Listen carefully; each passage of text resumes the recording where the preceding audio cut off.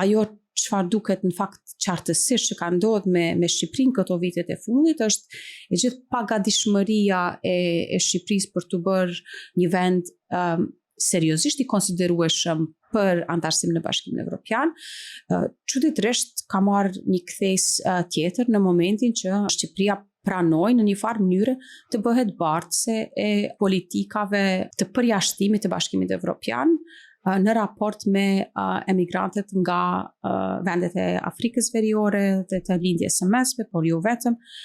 nëpërmjet ndërtimit të dy kampeve të cilat garantojnë ekstraterritorialitetin e kufive evropian. Edhe këtu pastaj e shikon se si